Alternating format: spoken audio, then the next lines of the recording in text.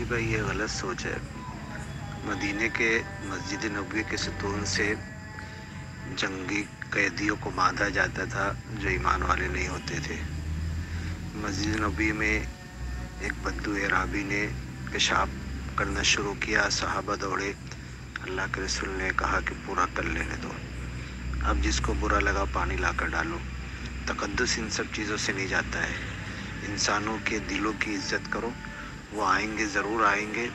ان تک سچائی پہنچانے کی کوشش کرو. ان کے دلوں کو اللہ کی طرف مائل کرو. یہ سب سے بڑا کام ہے. دلوں کی گندہ ہونا یہ تقدس کی پامالی ہے. بلڈنگ، پتھر، مٹیریل، زمین، کوئی عمارت، کوئی در و دیوار، وہ تقدس کا کوئی مطلب نہیں ہوتا. دلوں کا تقدس کرو، اس کو پہچانو اور پورے انسانوں تک ایک اللہ کا پیغام پہنچانے کی کوشش کرو. السلام علیکم ورحمۃ اللہ وبرکاتہ.